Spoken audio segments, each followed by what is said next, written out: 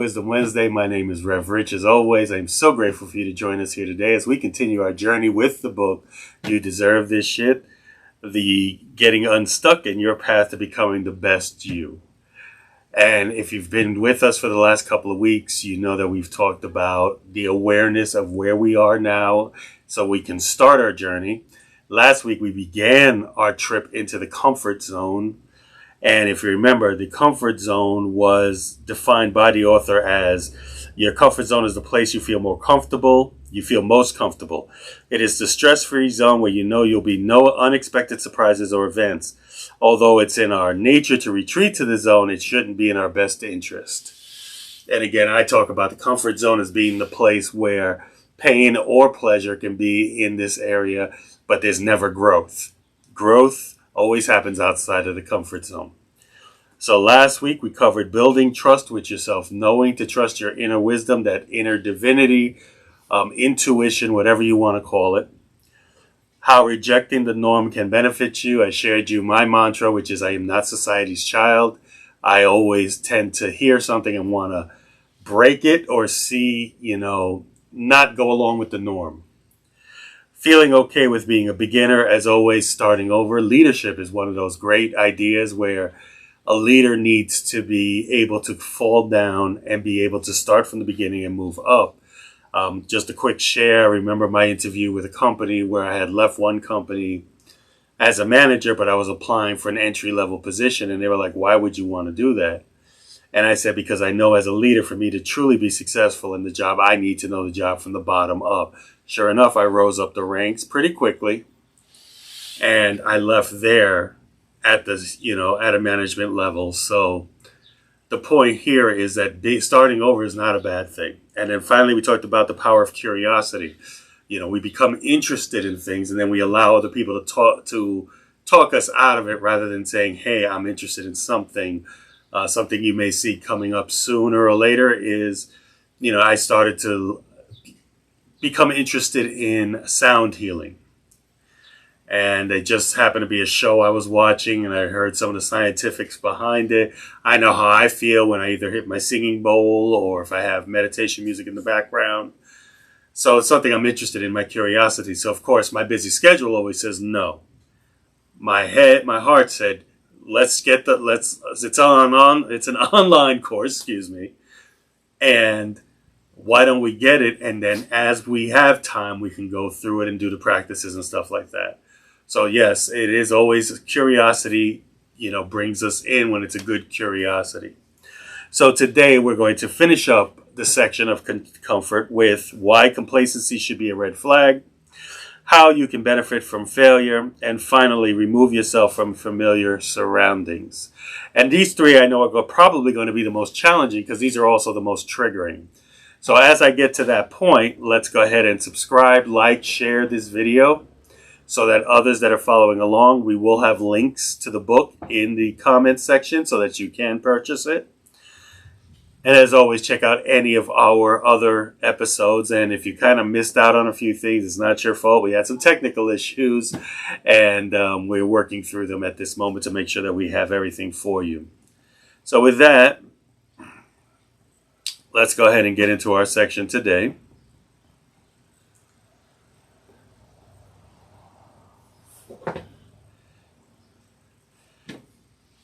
And complacency, a place where we don't want to be. And actually, the title of the section is Complacency, a True Sickness.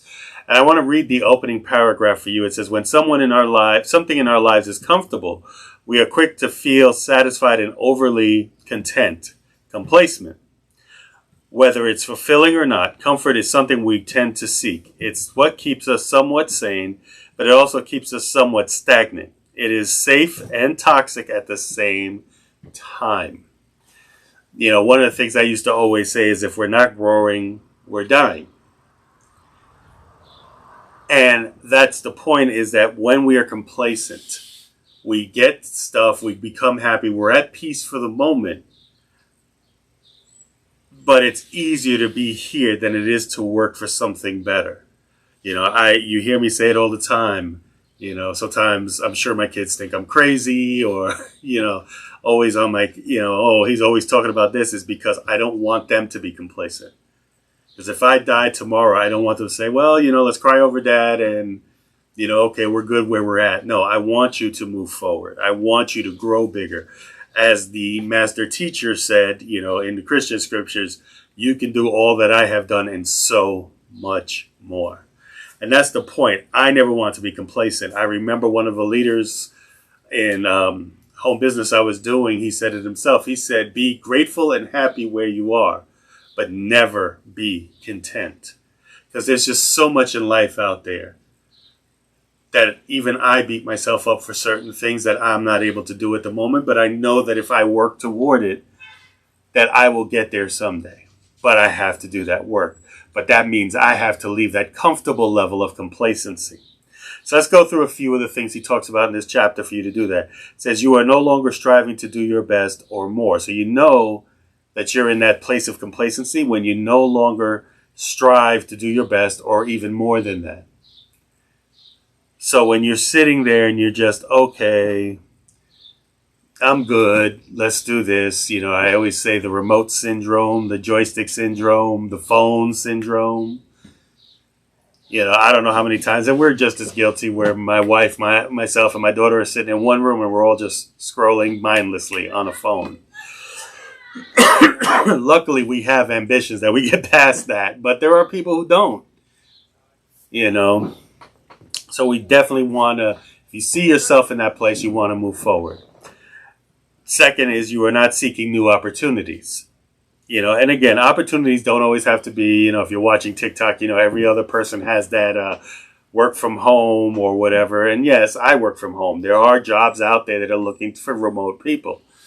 And there are people who do certain businesses such as affiliate marketing, things like that. I know people who do network marketing, and no, it's not a scam. If the company's doing things they're not supposed to, that's different. But in itself, it is a good business model for certain businesses. I can't say for all. Just go find a service, a product that you're excited about, because if you're not, it's going to be another job. But that's a whole different talk. But you definitely want to find opportunities. And let's put this with curiosity. You wanted to learn to paint. There's a lot of paint and sips out there and different things that you can do that there's no judgment to.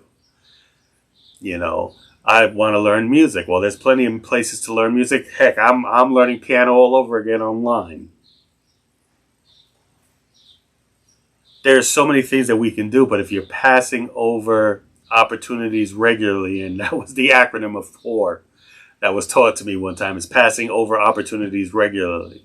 We ask for something to come into our lives, and when it does, it's like, oh no, we can't do that. Or I love the one where I prayed and I asked God to have an opportunity, and 3 people came with an opportunity, but none of those had to be the ones that were sent to me. And in a religious figure, that's like, oh, so you know more than God now. Well, that's the whole thing.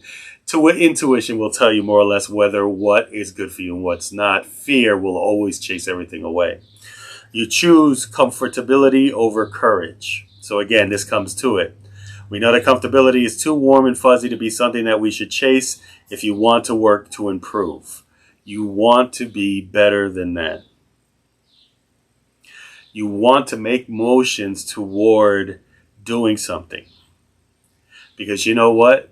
We all said it. The comfort zone, if you drew a circle, your success is right outside that comfort zone. Now where complacency comes in is now that you've done a little bit of work and you're outside your comfort zone, but now you created a new comfort zone. I did this much, that's it.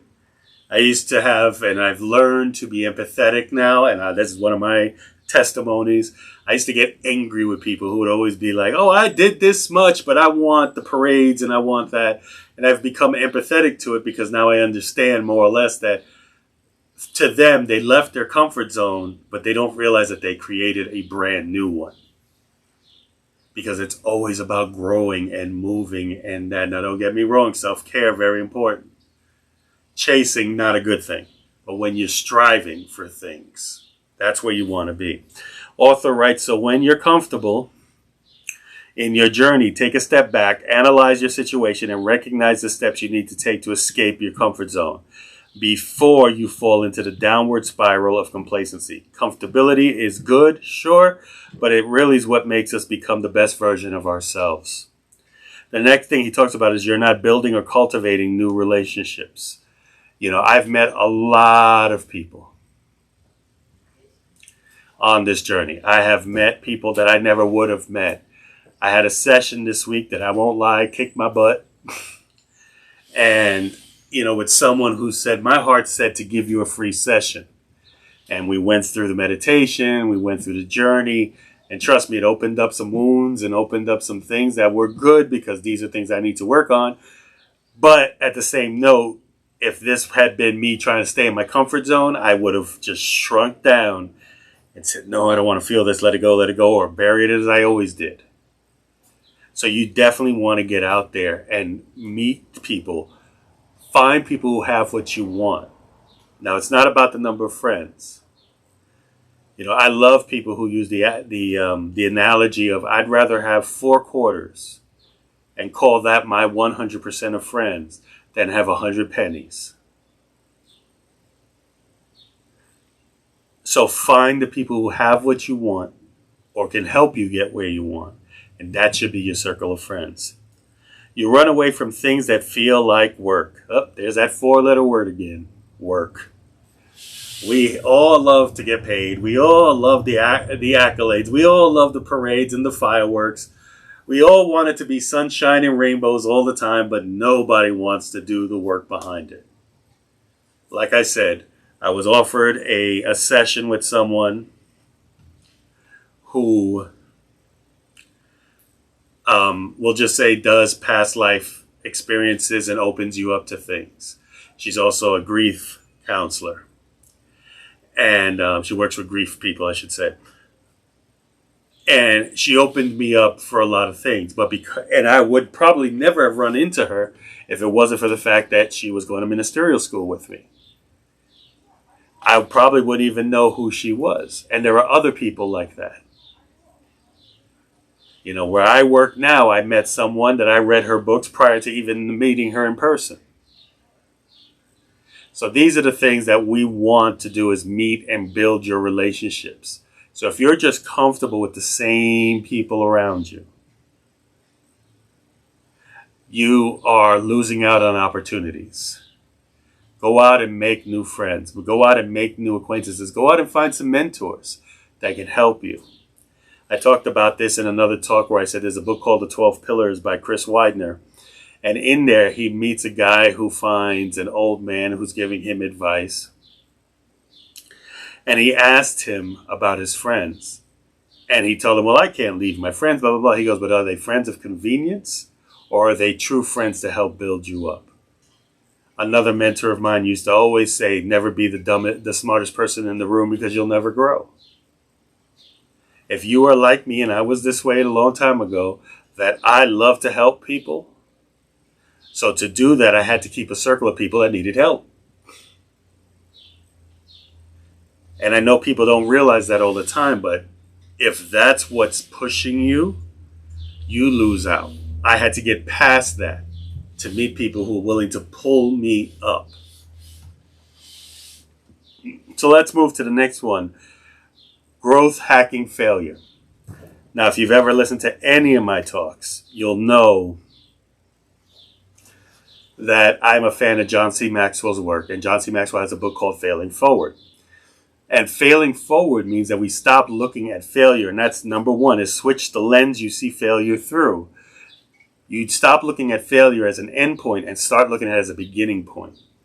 When I do anything, if I get to a point where I feel like I'm failing or it didn't work, I try to take one step back, not 20 steps that I took, one step back and say, okay, at this point we were successful, but where did we go from here? I take a look, course correct, and try again. I tell my daughter all the time, it's about not redoing my mistakes, but learning from my mistakes. So if you're going to try something that I've done, look at the whole picture, say, well, Dad was good up to blank. Where did he go wrong? And that's the point. And this is for everybody. It's not just my family's, whatever. If you're choosing to follow the mistakes that someone else did just for the term of I know I can be right or I know whatever, then you're no longer making mistakes. You're actually making a decision. So look through the different lens at failure. Look at failure through a different lens and know that it's more of a starting point and not an ending point. Don't take failure personally. Oh, I've beaten myself up so bad for things that I thought was failing or I didn't do right or when perfectionism kicked in. And you have to look at it as failing is not personal. You took a number of steps, you got there, it didn't work. Sometimes in my own job now, I have so many people tell me, Rich, I love the way you do it. You're doing a great job. But part of me feels like I'm not doing enough because I'm not in a high stress environment anymore. So I try to do what I can. But if anything doesn't come time or my boss comes to me for something, immediately I want to beat myself up. We need to learn not to play, not to take things personally. Uncover the lessons and add and adjust. So for you who know this channel that I'm on, it's called With Every Encounter. And that's what this is all about.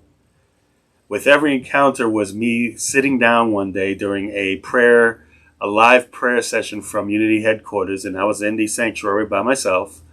And it hit me that, with the term, with every encounter, may I find myself that much closer to enlightenment, was that every encounter I've had in my life, whether it's past relationships, past friendships, past whatever, they all came into my life for a lesson.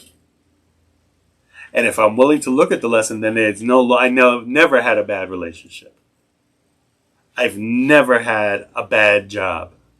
I've never had a bad experience. Every experience is a lesson. So again, looking through failure as another lens works into here, but at the same time, it's uncovering the lesson. What did I learn in that last relationship? What did I learn at that last job? I left my last job to do what I'm doing now. And recently I had some stuff moved over from that place to my new web host. And it was funny because when all of them transferred fine except for one, which was important. And I did not have the settings for it. But because of my last job, I knew what website to go to find those settings, to find where the things pointed, how to set up certain things. Went and set it up. Within 5 minutes, we were up and running. And it's because I was able to learn. Yes, can I say I had some stressful moments there? Anything can be stressful. But the point is to look at it from a different lens and to move forward. And I love this quote. It says, the more you fail, the more you learn. And the more you learn, the more you grow. I always joke. I'm a big guy. I want a t-shirt that says, the more I fail, the more I learn. The more I learn, the more I grow. The more I grow, the more I share. The more I share, the more I help someone else grow. And so on and so on and so on. But that's the point to keep in your mind.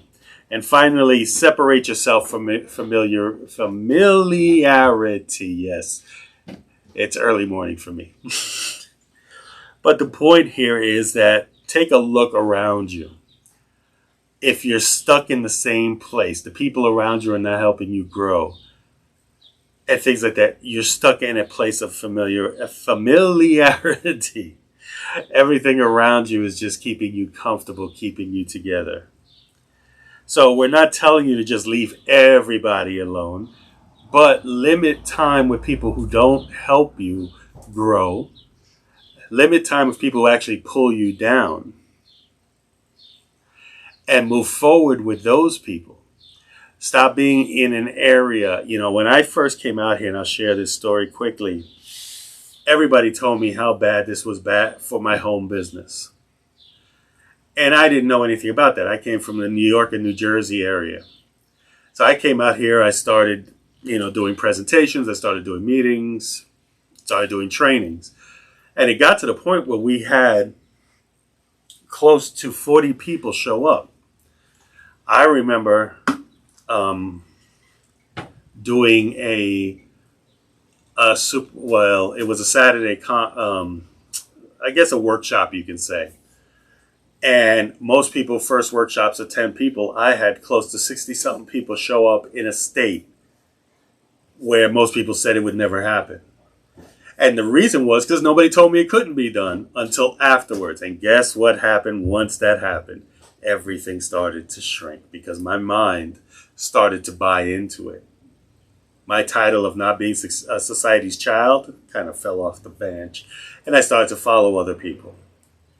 And it is now that I'm starting to come back and say, hey, what I know and what I'm doing now is needed by the people in our area and is needed by people all over the place. So I'm glad to be joined by other brothers and sisters in this movement that are doing their thing to help grow more and more.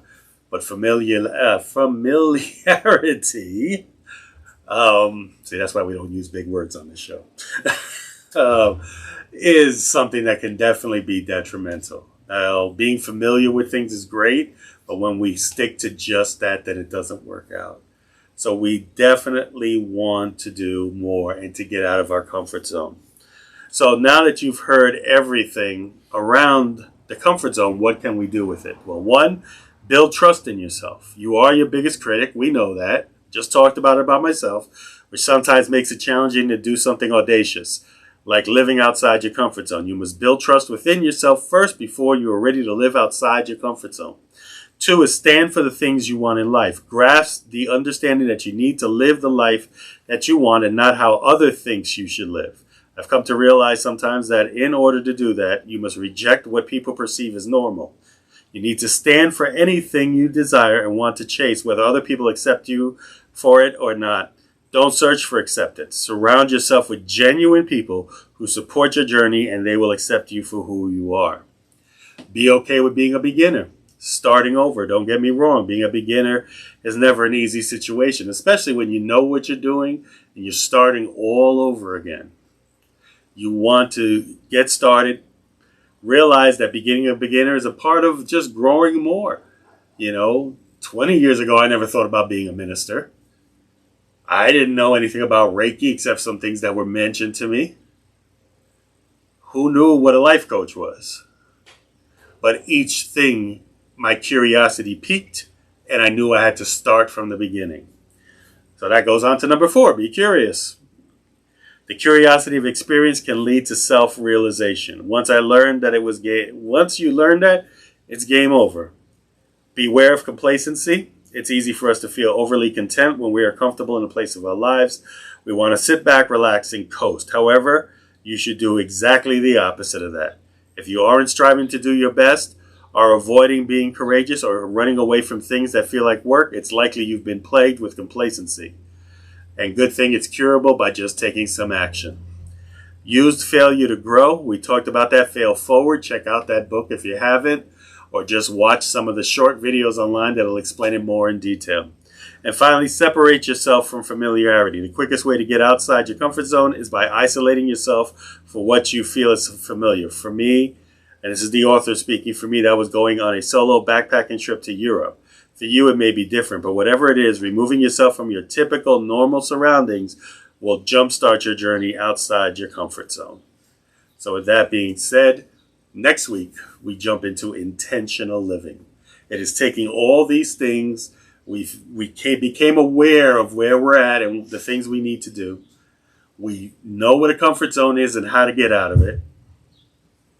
And finally, we're going to go into intentional living, which is part 3 of the book. And basically, it's making conscious efforts to live aligned with your truest value and beliefs. Your decisions define you. Choosing a life that matters is completely in your hands. So I hope you join me for that next week. As always, links to the book are down at the bottom. Get the book because, again, I'm covering this very high level, and I really would love to see you succeed with that. And with that, as I always say, I love you, nothing you can do about it, and I will see you on the next episode.